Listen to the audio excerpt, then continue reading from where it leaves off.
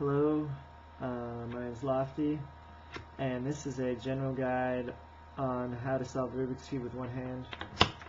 I'll just give you some tips and tricks.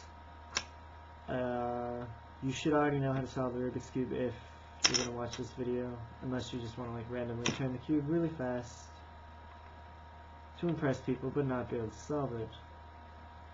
So I'll just go over a few things, tips, how I solve the cube, my outs, stuff like that. So yeah, here we go. Alright, biggest thing in all of cubing is just to practice a bunch. I used to practice until like my fingers were bleeding when I would learn new finger tricks because I didn't have calluses on those parts of my fingers yet. So I don't know, you just do different things like turning it over and over and get your fingers warmed up.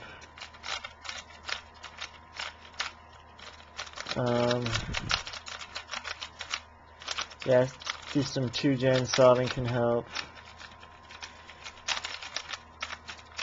Just you know, turning, get your fingers used to turning. Get your endurance up so that you can make it through a solve or make it through an average without your hand getting too tired. Practice your finger tricks. You can watch my video on how to do how I do all my finger tricks. It's pretty much, it's a little old, but it's still how I do all my finger tricks now.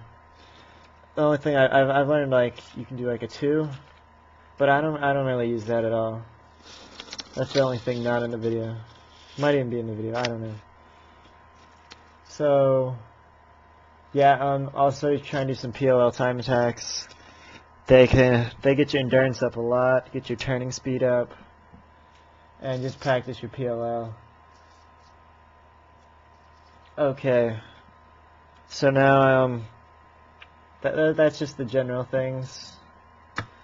Now I have a few other cubes that are scrambled, and so now onto the cross.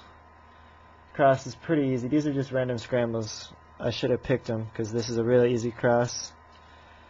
So let's see. Like to try and like avoid as many cube rotations as possible. Sometimes I'll like pick the cube up like with the top facing me, even though I do cross. I try and do it on the bottom, so that you can do like a double turn instead of like a nasty turn or something.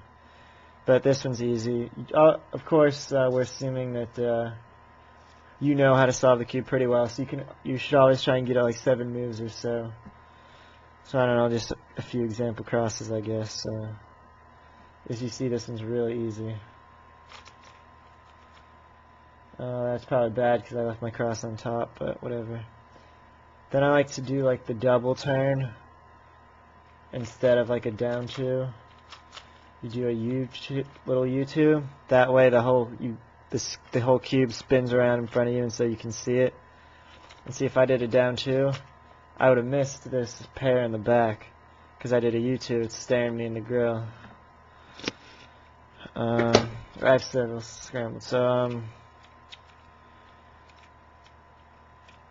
yeah, I don't know. I try and you always got to try and line them up so that you can like combo them in. Like I got red here and blue on the bottom, so like I'll line it up, and then green is here on the top, so I'll line that one up too. And then when I put red in, you got green and blue to go in, and then orange left. Alright, and I see this pair here, so I would preserve it, get it out of the way. And then here, like I could do this, like I just said, do a U, but then I'd have to cube rotate to put the preserved pair in. So I will just, I'll do it down here, and then I can put the pair in.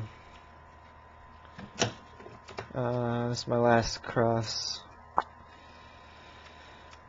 Yeah, like I said, line them up and knock them down. Like, put the blue on top of the red. Put that in. Then just put the orange in because I see that it would make the green line up. And there's the cross. That's the cross. I mean, the cross isn't, it's no big deal. It's not too different. F2L. Now into F2L. Like, I know on my website I kind of say, like, how I do, like, multi-slotting and, extended cross and, like, non-matching pairs and stuff, but, that's kind of a lie, but not really. Because, I mean, how often do cases like that come up? Like non-matching pair, when do you ever get the chance to use a non-matching pair? I mean, I can do it if I'm slow solving every once in a while, but very rarely do I do that in speed solving. I mean, yeah, that's that. Also, a lot of pairs can be put in 2-gen, especially when you have, like, empty slots. You should definitely check out, like, do a lot of slow solving to practice your F2L with empty slots. And a few good sites, like, check out, like, the Petrus site for the last 2 pairs in Petrus. Because you do those 2-gen in Petrus, and doing one hand, we like 2-gen. So learn those. Jason Baum on his site has a few good little F2L tricks. Just, a few tricks. I'll give a few examples. I had just made some new example videos, but I mean, like, I see this pair. When you have pairs like this, always try take advantage of this empty slot here. Like, instead of, like, see, now I see this pair here. So instead of, like I can take advantage of this empty pair here, and instead of doing, like, a whole weird cube rotations, I can just do an L, or not, I can turn here, and then make it, like, cross on the left, and then I can pair up this pair really easy on the left side. Because, I mean, turning the cube like this is way easier than, like, you're fumbling around the cube like this. Or you could just do this. It's easier. Alright, see here, like, I have these two pairs that are staring me in the face. So, you gotta learn which ones to do first. Like, I mean, this red one, I wouldn't want to put that red one in, because it's a nasty case. Even though this one's the same, it has this empty pair in the back, empty slot in the back, so I can put that one in there. Oh, oops, my bad, I didn't realize that would happen, but whatever.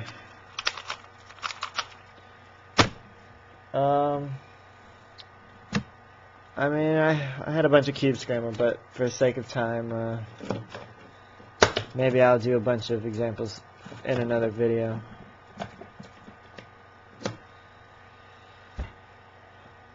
Okay, last layer. Learn new algs. M turns are evil in one hand.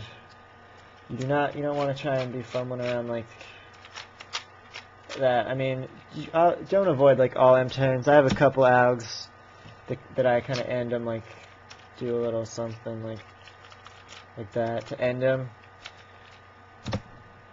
But try and avoid M as much as possible. I mean, I've got all my PLLs on video. All my algs are on my website, OLL, PLL, COLL.